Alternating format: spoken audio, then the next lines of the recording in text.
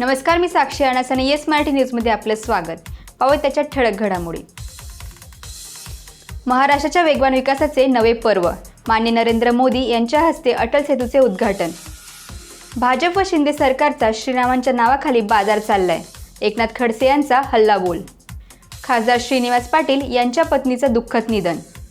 लोकसभेच्या निकालानंतर राजकीय भूकंप येणार. मुख्यमंत्री एकनाथ शिंदे यांचा इशारा. सावित्रीबाई फुले पुणे विद्यापीठाच्या सेट विभागातर्फे अर्ज प्रक्रिया सुरू. 31 जानेवारी शेवटची तारीख.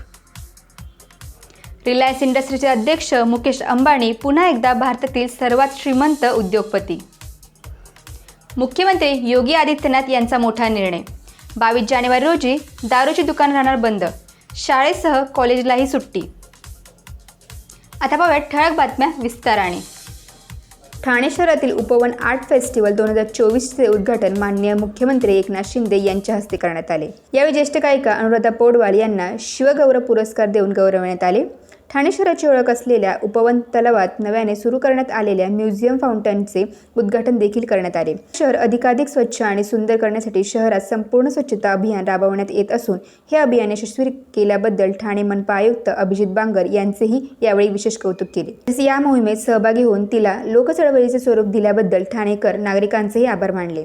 यावेळी खासदार डॉक्टर श्रीकांत शिंदे, आमदार प्रताप सरनाईक, ठाणे मनपा आयुक्त अभिजित बांगर, माजी आमदार रवींद्र फाटक, माजी नगरसेविका परिषा सरनाईक, युवा सेना कार्याध्यक्ष पूर्वेश सरनाईक, विहंग सरनाईक, ज्येष्ठ गायिका अनुराधा पौडवाल, सिने दिग्दर्शक विजू माने उपस्थित होते. राजमाता जिजाऊ यांच्या जयंतीनिमित्त चांदवड रेस्ट हाऊस चौफुली येथे चांदवडचे पोलीस निरीक्षक कैलास वाघ व चांदवड मार्केट कमिटीचे सभापती संजय जाधव तसेच सकल मराठा समाजातर्फे राजमाता जिजाऊ यांच्या प्रतिमेला पूजन करून अभिवादन करण्यात आले.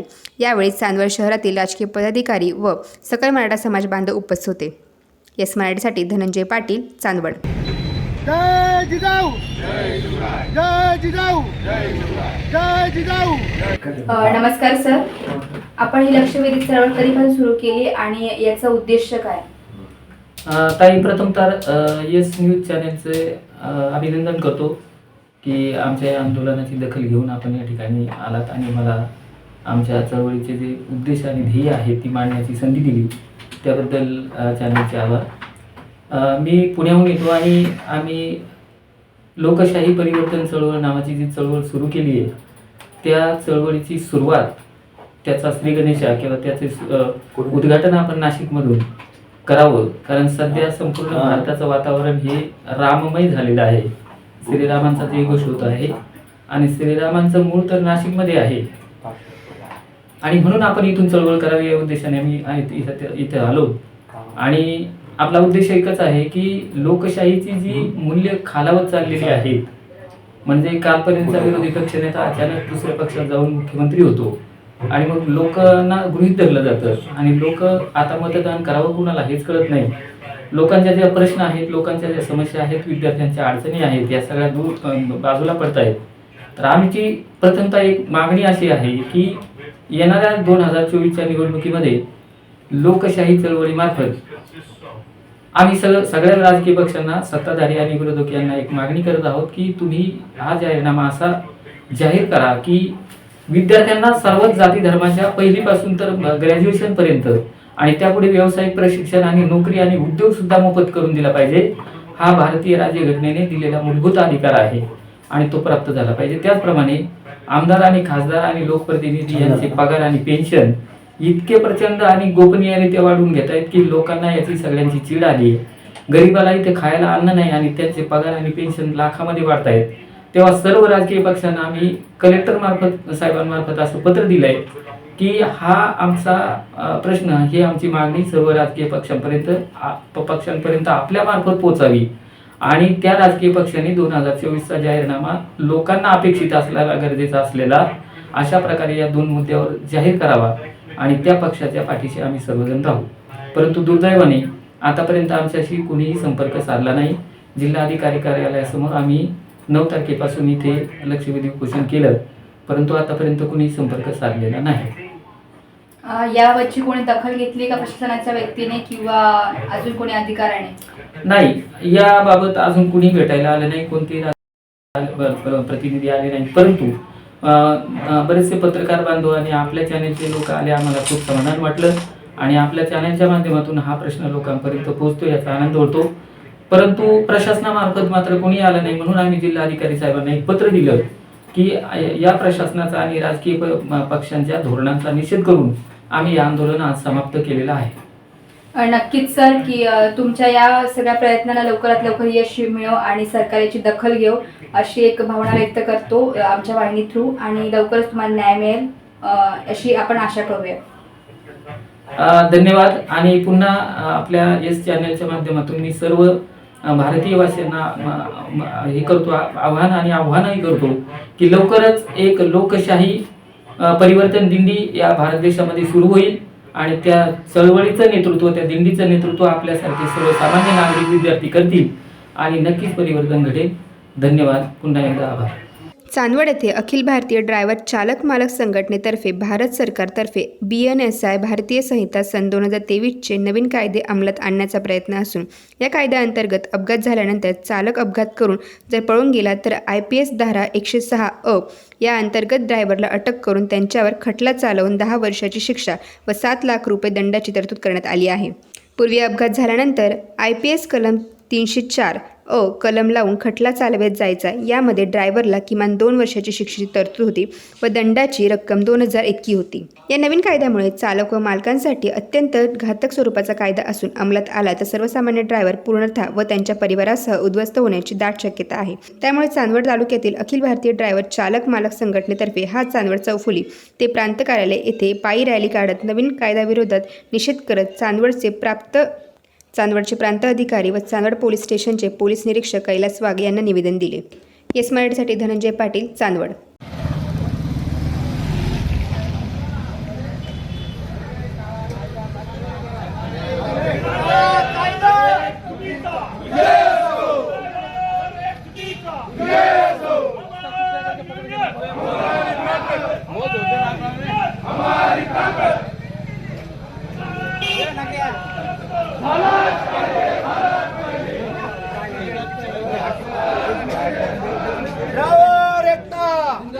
येणार, उपासमारीची वेळ येणार त्याच्या परिवारावर. या कुठल्याही गोष्टीचा सारासार विचार या सरकारने न केल्यामुळे हा कायदा आम्हा ड्रायव्हर लोकांसाठी अन्यायकारक आहे.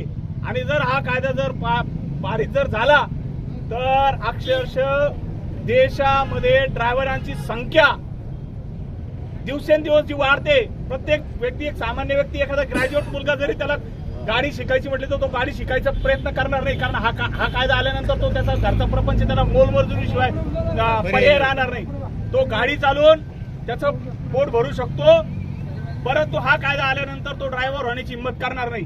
आणि जे ड्रायव्हर लोक आहे, सांगा तुमच्यामधून एखाद्या ड्रायव्हरवर जर गुन्हा जर दाखल झाला तर तो आयुष्यात परत ड्रायव्हिंग स्टेअरिंगवर बसेल का? नाही बसणार. मग हा कायदा कोणासाठी आहे? फक्त आणि फक्त सरकारच्या फायद्यासाठी.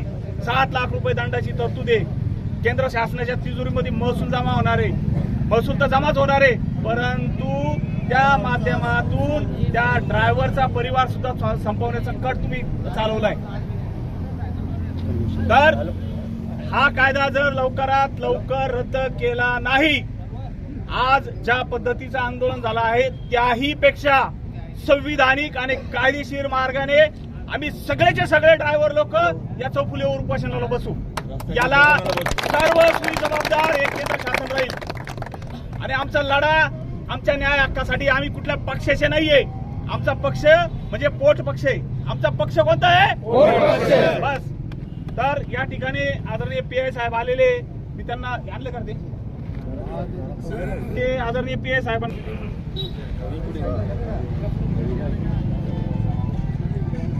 सगळीकडे फिरवते.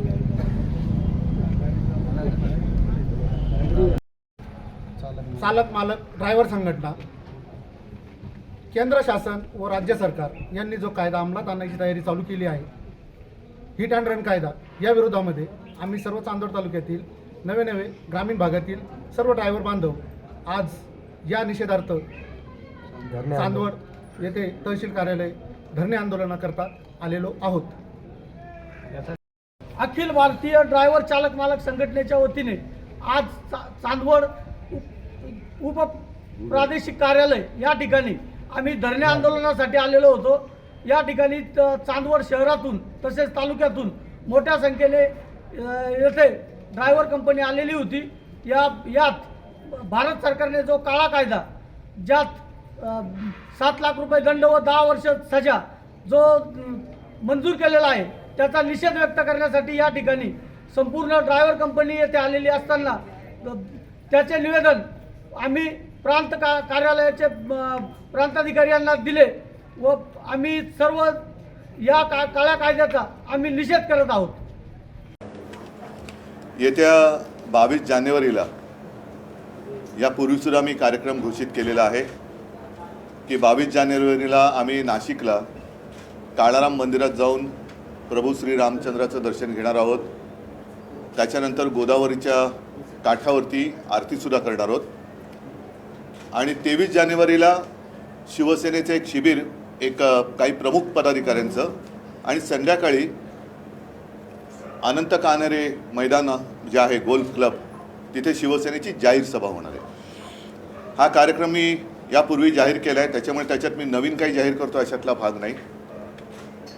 पण आम्हाला असं वाटतं की 22 तारखेला अयोध्येमध्ये जे राम मंदिराचं लोकार्पण होणार आहे आणि प्रभू श्री रामचंद्र अर्थातच रामचंद्र म्हटले का ते कधी एकटे नसतात, त्यांच्याबरोबर आपण जय सियाराम म्हणतो आणि राम लक्ष्मण सीता आणि हनुमान, त्याच्यामुळे राम लक्ष्मण आणि सीता प्रभू रामचंद्र सीतामाई लक्ष्मण आणि हनुमानसुद्धा तिथे असतील। ही प्राणप्रतिष्ठा केवळ प्रभू श्री रामचंद्राची नाही तर आमचं मत असं आहे, आमच्या भावना अशा आहेत की आपल्या राष्ट्राचीच एका परीने ती प्राणप्रतिष्ठा आहे। आणि आत्ताच्या पिढीला कदाचित लक्षात नसेल पण ज्याप्रमाणे अयोध्येमध्ये राम मंदिराच्या वरती बाबरी मशीद बांधली गेली होती तसंच सोमनाथचं मंदिरसुद्धा अनेकदा त्याचा विध्वंस केला होता। सरदार वल्लभभाई पटेल यांनी पुढाकार तेव्हा घेतला आणि त्याचं पुनर्निर्माण केलं। त्याच्याबद्दल गेल्या आठवड्यामध्ये संजय राऊत यांनी अग्रलेख लिहिलेलाच आहे। प्रत्यक्ष प्राणप्रतिष्ठेच्या दिवशी मला वाटतं वल्लभभाई नव्हते, त्यांचं निधन झालं होतं। महत्त्वाचा मुद्दा असा आहे की सोमनाथ मंदिर त्याचं लोकार्पण आणि प्राणप्रतिष्ठा त्यावेळेला देशाच्या राष्ट्रपतींना आमंत्रित केलं गेलं होतं, डॉक्टर राजेंद्र प्रसाद, आणि त्यांच्या हस्ते प्राणप्रतिष्ठा झालेली। कारण मी जे आधी म्हटलं की ही केवळ प्रभू श्री रामचंद्र सीतामाई यांच्या मंदिराची प्राणप्रतिष्ठा म्हणजे त्यांची प्राणप्रतिष्ठा नाही तर जो वर्षानुवर्ष लढा चालला होता, ज्याला अंतिमतः सर्वोच्च न्यायालयामध्ये न्याय मिळाला, म्हणजेच ही देशाच्या प्राणप्रतिष्ठेच्या अस्मितेच्या प्राणप्रतिष्ठेची ही तो क्षण आहे आणि त्याला राष्ट्रपतींना सुद्धा आमंत्रित करावं अशी आमची मागणी आहे। ते करतील न करतील हा त्यांचा प्रश्न आहे। आम्ही मात्र आज आपल्या माध्यमातून 22 तारखेला आम्ही काळाराम मंदिरात जाणार आहोत आणि गोदावरीला जी आरती करणार आहोत त्याच्यासाठी माननीय राष्ट्रपती महोदया मुर्मूजी यांना आमंत्रित करतो आहोत। हे आमंत्रण आपल्या माध्यमातून तर आम्ही देतोच आहोत, मात्र आमचे खासदारसुद्धा जाऊन अगदी रीतसर सन्मानपूर्वक महामहोदया राष्ट्रपतीजींना हे आमंत्रण देतील। आणि आमची अशी प्रामाणिक इच्छा आहे की हा एवढा मोठा प्रसंग आहे, तिथे या देशाला राष्ट्रपती देखील आहेत आणि त्यांचीसुद्धा महत्त्वाची भूमिका जशी त्यावेळेला डॉक्टर राजेंद्र प्रसाद यांनी निभावली होती किंवा त्यांना बोलवण्यात आलं होतं तसं राष्ट्रपतींनी तिकडे बोलवलं असेल तरी त्यांनी तो त्यांचा विषय आहे। कारण शंकराचार्यांनीसुद्धा बोलवलेलं आहे आणि त्याच्यावरती शंकराचार्यांच्या प्रतिक्रियासुद्धा सर्वजण ऐकत आहात। आम्ही मात्र याच्यात कोणतेही राजकारण न आणता आम्ही जो काही कार्यक्रम नाशिकला करतो आहोत त्याच्यामध्ये राष्ट्रपती महोदयांना आज आपल्या माध्यमातून एक जाहीर आमंत्रण देतो आहोत। रीतसर आमंत्रणसुद्धा आमच्याकडनं त्यांना जाईल आणि त्यांनी तिथे यावं ही आमची प्रामाणिक इच्छा आहे। माझ्या मते त्या क्षणी दिवाळी साजरी करायला हरकत नाही, पण ती दिवाळी साजरी केल्यानंतर देशाचं जे काही दिवाळं काढले यांनी त्याच्याबद्दलसुद्धा चर्चा होणं गरजेचं आहे। त्याच्यामुळे दिवाळी साजरी जरूर करा कारण राम मंदिर निर्माण होतं आहे, पण राम मंदिराचं निर्माण केल्यानंतर जे दिवाळं वाजलेले आहे गेल्या 10 वर्षात त्याच्यावरतीसुद्धा खुलेआम चर्चा झाली पाहिजे। मग ती चाय पे चर्चा करा, बिस्किट पे करा, फरसाण पे करा, शेव फाफडा पे करा, कशावरही करा, पण चर्चा होऊ द्या, ढोकळ्यावरती चर्चा करा। आज ते ज्या काय घुमटावरती झेंडे लावणारे आहेत ते चढू शकले नसते जर हे तेव्हा घुमटावरती बाबरीच्या चढले नसते तर. त्याच्यामुळे झेंडे लावायला अनेक येतात, पण जेव्हा लढण्याची वेळ असते तेव्हा आपण कुठे होतात हा प्रश्न, त्याचं उत्तर कोणाकडे नाही. आज जे तिकडे झेंडे लावतात त्यांच्याकडे. राम मंदिराच्या लोकार्पणाचा मुहूर्त त्यांनी केलेला आहे. मी यापूर्वीसुद्धा अनेकदा सांगितलेलं आहे की राम मंदिर जेव्हा निर्माण झालेलं नव्हतं त्यावेळेलाही कोणी न सांगता आम्ही स्वतःहून 2 वेळा तिकडे गेलेलो आहे. आणि मी तर असं म्हणेन, त्याचं श्रेय मी घेत नाही आहे, पण राम मंदिर हा मुद्दा थंड बस्त्यामध्ये जेव्हा पडला होता, राम मंदिर होणार की नाही, तेव्हा शिवसेनेने घोषणा केली होती पहिले मंदिर फिर सरकार. आणि शिवतीर्थावरच्या दसरा मेळाव्यामध्ये मी जाहीर केलं होतं की तो नोव्हेंबर महिना होता, मी अयोध्येला जाणार आणि जाताना शिवजन्मभूमीची माती घेऊन मी राम जन्मभूमीला गेलो होतो. तुम्ही माना अथवा नका मानू, पण शिवजन्मभूमीची माती तिकडे घेऊन गेल्यानंतर 1 वर्षाच्या आत कोर्टाने निकाल दिला आणि तो राम मंदिराच्या बाजूने दिला. त्याच्यामुळे माझ्या मनात जेव्हा प्रेरणा येईल तेव्हा मी जाणार आहे नक्की, कारण ती काही कोणाची खाजगी मालमत्ता नाही आहे आणि प्रभू रामचंद्र हे सगळ्यांचे आहेत. त्याच्यासाठी एक प्रतीक म्हणून आम्ही ज्याला एक वेगळी पार्श्वभूमी आहे अशा काळाराम मंदिरात जातो आहोत. अयोध्येला मी 2दा गेलो, मुख्यमंत्री झाल्यावरती सुद्धा गेलो होतो आणि या नंतरसुद्धा एकदाच कशाला, ज्या वेळेला माझ्या मनात होतं. काल पंतप्रधान मुंबईमध्ये आले होते, अटल सेतूचं उद्घाटन केलं, पण त्याच्यात अटलजींचा फोटो कुठे होता? आता सुद्धा मला थोडी चिंता आहे की राम मंदिरात रामाची मूर्ती असेल ना बाबा. श्रेयवादाची लढाई सुरू. नाही म्हणजे सांगता येत नाही कोणाची मूर्ती लावू शकतील, कारण काल अटल सेतू, नाव अटल सेतू, पण अटलजींचा फोटोच नाही. त्याच्यामुळे राम मंदिराचं निर्माण करताना निदान एवढी कृपा करा की त्या मंदिरात स्वतःची नव्हे तर प्रभू रामचंद्राची मूर्ती लावा. उद्धवजी, नाशिकमध्ये पंतप्रधानांनी युवा पिढीला आवाहन केलेलं आहे की घराणेशाही मोडून काढा. फार छान आहे, कारण प्रभू रामचंद्र हे दशरथ राजाचे पुत्र होते आणि त्यावेळेला सुद्धा त्यांना त्या कौटुंबिक याच्यामध्ये वनवासात जावं लागलं आणि वनवासात जाताना सुद्धा ते सहकुटुंब गेले आणि सीताहरण झाल्यानंतर रामायण घडलं. आणि महत्त्वाचा मुद्दा, आज मी जिथे चाललेलो आहे तो कल्याण लोकसभा आहे, त्याच्यामध्ये गद्दारांची जी घराणेशाही आहे त्याच्याबद्दल प्रधानमंत्री बोललेच नाहीत. ती घराणेशाही चालते का? म्हणजे गद्दार असतील ते लोकप्रिय आणि त्यांची घराणेशाही त्यांना प्राणप्रिय. तर हा सगळा बोगसपणा आहे. पण घराणेशाहीबद्दल एखाद्या घरंदाज माणसाने बोललं तर बरं. हां, आता त्यांनी जे 2 विरोधाभास तुम्हाला दाखवतो, पंतप्रधानांच्या दौऱ्यात तुम्ही काही महत्त्वाच्या गोष्टी सोडल्या.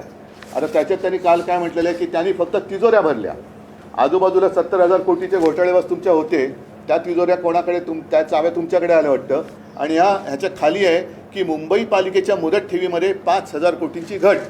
आता ह्या तिजोरीतले पैसे कोणी काढले, कोण राज्य करते? त्याच्यानंतर ह्याचासुद्धा एक पर्दाफाश करणं गरजेचं आहे. ह्याच्यावरती मी जास्त बोलणार नाही, नंतर बोलेन. पाहिजे तर आता एवढंच बरं, ठीक आहे, जास्त काय आता मी फाटे फोडत नाही विषयाला. सर्व भागातून आलेल्या माझ्या सर्व ग्रामपंचायत सदस्य आणि सरपंचांचं मी इथे स्वागत करतो.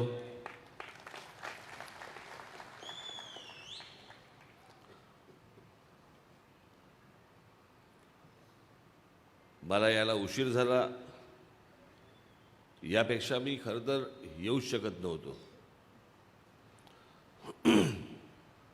मला थोडंसं कालपासूनच संध्याकाळपासून थोडं फ्युरिश वाटत होतं आणि आता मी सकाळी जेव्हा उठल्यानंतर माझे डोळेच उघडत नव्हते. मला इतका अशक्तपणा, आत्ताही अशक्तपणाच आहे. मी बाळा नांदगावकरांशी बोलत होतो. मी म्हटलं, पण तुम्ही इतक्या लांबून आलेला आहात, तुमचं दर्शन घेतल्याशिवाय मुंबईला परतणार नाही. आणि म्हणून मी एक 5-10 मिनटं तुमच्याशी बोलायला आलो आहे. बाकी सर्व मला असं वाटतं अनिल शिदोरे आहेत, राजू उंबरकर, आमचे अनेक लोकांनी तुम्हाला मार्गदर्शन केलं असेल. तुम्ही ज्या भागात राहता त्या भागात तुम्हाला काय केलं पाहिजे आणि काय करायला नाही पाहिजे हे काही सांगायची आवश्यकता नाही. अनेक गोष्टी तुम्हाला स्वानुभवातनं पण समजतील, अनुभवातनं पण समजतील.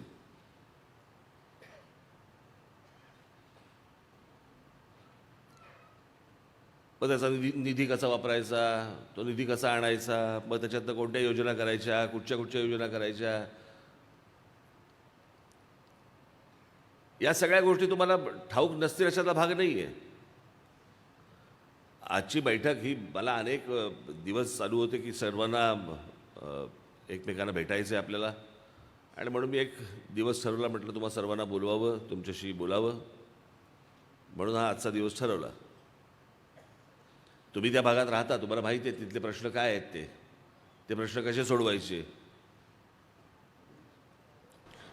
आणि मला असं वाटतं एका राजकीय पहिल्या टप्प्यावरती आज तुम्ही पहिल्यांदा पाऊल ठेवलेलं आहे, त्याबद्दल तुमचं सर्वांचं मी मनपूर्वक अभिनंदन करतो. आज ग्रामपंचायती आहेत, उद्या जिल्हा परिषदा असतील, करत करत उद्या तुम्ही आमदार व्हाल, खासदार व्हाल. म्हणून लगेच आत्तापासून स्वप्न बघू नका.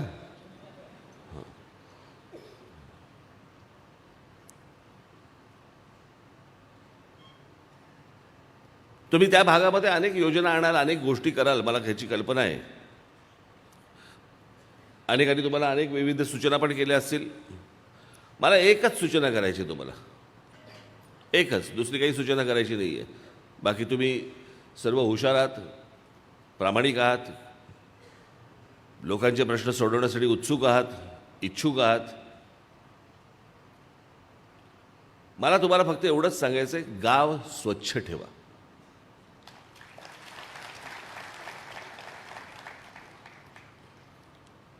आणि गाव स्वच्छ ठेवायला ना, तुम्हाला आठवत असेल मी आपण 16 मिनिटाची एक डॉक्युमेंटरी केली होती, पाहिले तुम्ही? आपण महाराष्ट्राचा विकास आराखडा जेव्हा जाहीर केला त्यावेळेला एक 16 मिनिटाची डॉक्युमेंटरी केली होती. त्याच्यामध्ये मी हा मुद्दामून विषय आणला होता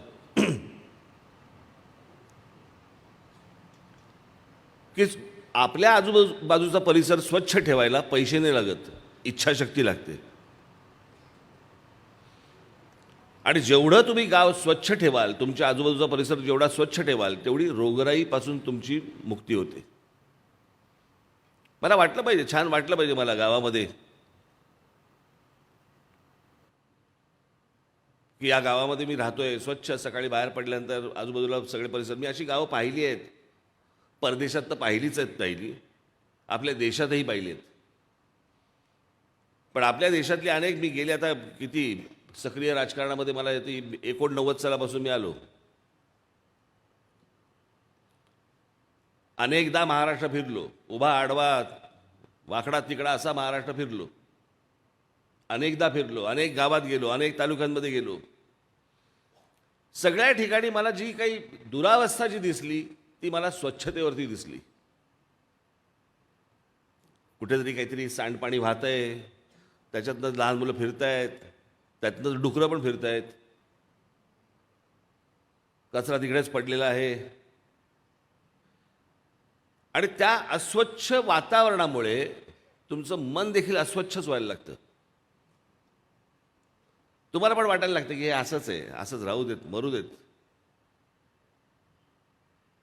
जगण्याची जी उर्मी लागते, जगण्याची जी इच्छा लागते, ती मला असं वाटतं त्या वातावरणामुळे तयार होते. मी मागे त्याच्यातच म्हटलं होतं ना की आपल्याकडे शिक्षण मिळत नाही का, आपल्याकडे नोकऱ्या मिळत नाहीत का. म्हणजे आज गंमत बघा, ग्रामीण महाराष्ट्रामधला माझा तरुण, माझ्या तरुणी या शहरामध्ये यायला बघतायत, आणि शहरामधला जो तरुण आहे आणि तरुणी आहेत ते परदेशात जायला बघतायत.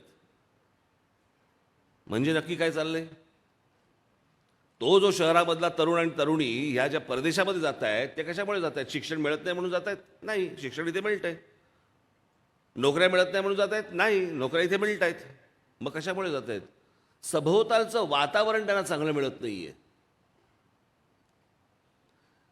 जगावं असं वातावरण आजूबाजूला नसल्यामुळे ते परदेशाचा मार्ग स्वीकारतायत. तिकडे जाऊन काय अशा फार मोठ्या नोकऱ्या करतायत. अनेकांना चांगल्या नोकऱ्या असतील, पण सगळेच जण काय फार चांगले नोकऱ्या करताय अशाला भाग नाहीये.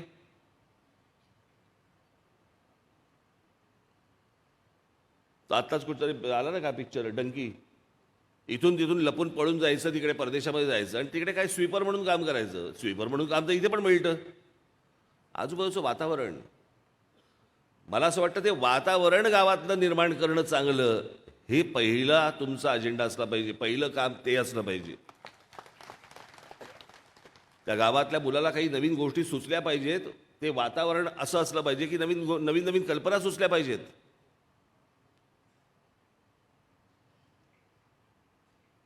मी मध्यंतरी आमच्या अनिल शिदोरेंबरोबर एकदा एका ठिकाणी गेलो होतो, त्याचं नाव नाही सांगत मुद्दा म्हणून. गावात लोडशेडिंग, पण लोडशेडिंगला पण काय अर्थ नाही. म्हणजे 48 तास पाणी तुमच्या वीज यायची नाही वगैरे वगैरे, असं मधून नाला, दोन बाजूने 2 घरं आणि वाईट अवस्था. त्या गावात एक मी टाकी पाहिली आणि मी विचार करत होतो की माझ्या शालेय जीवनामध्ये मी पहिल्यांदा पाहिलेला भ्रष्टाचारी ग्रामपंचायत, अत्यंत भ्रष्टाचारी ग्रामपंचायत मी शालेय जीवनामध्ये पाहिलेली ती म्हणजे रामगड ग्रामपंचायत. रामगड ग्रामपंचायत पाहिले तुम्ही? शोलेमधली पाहिले? त्या गावातला सर्वात श्रीमंत ठाकूर आहे, ज्याच्या घरात लाईट नाही आहे, पण त्या गावात टाकी आहे.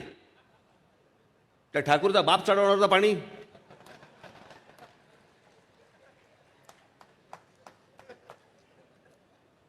त्या शालेय जीवनामध्ये पहिली पाहिलेली ग्रामपंचायत आहे ती, भ्रष्टाचारी ग्रामपंचायत.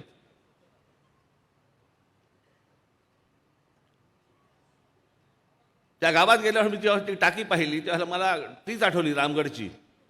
म्हटलं इथे पाणी कोण वरती बरं त्या पाण्याला काही नव्हतं म्हणजे त्या टाकीला. हे असल्या प्रकारच्या गोष्टी मला असं वाटतं माझ्या महाराष्ट्र सैनिकाकडनं, माझ्या महाराष्ट्र नवनिर्माण सेनेच्या कुठच्याही माणसाकडनं होता कामा नयेत.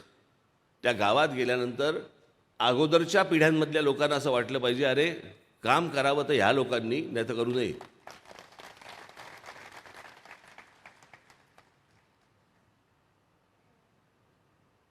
आणि म्हणून मला तुम्हाला एवढंच सांगायचं आहे आज या क्षणी, तुमचं गाव तुम्ही अत्यंत चांगलं ठेवा, स्वच्छ ठेवा. वातावरण गावाचं बदलून टाका. गावामधल्या माता भगिनी महिला ज्या असतील त्यांना राहावंसं वाटलं पाहिजे. तुम्हाला बोलवावंसं तर वाटलं पाहिजे घरी, की बाबा ये बाबा चहा प्यायला तरी ये. ज्यांनी तुम्हाला मतदान केलं नसेल असं करू नका, त्यांच्यावर सूड घेऊ नका. त्यांचीही कामं करा. त्यांनाही वाटलं पाहिजे अरे आपली चूक झाली, याच माणसाला मतदान करायला पाहिजे होतं. हे वातावरण ज्यावेळेला तुम्ही तयार कराल त्यावेळेला मला असं वाटतं तुम्हाला त्या भागातनं कोणीही घालवू शकत नाही. महाराष्ट्र नवनिर्माण सेनेचा झेंडा तिकडनं कोणीही उखडू शकत नाही.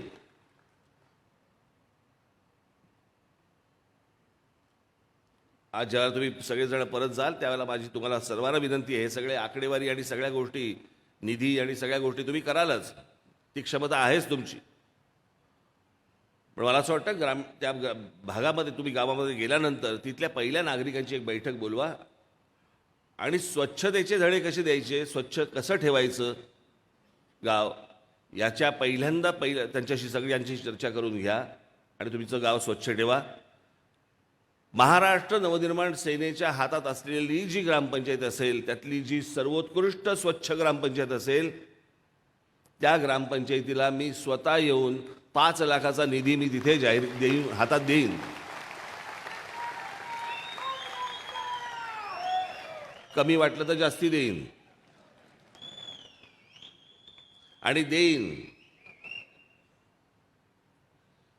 यांच्यासारखं नाही. पुणे शहरासाठी आज मी तुम्हाला 50,000 कोटी रुपये मी जाहीर करत आहे. घंटा आहेत का हातात तुझ्या?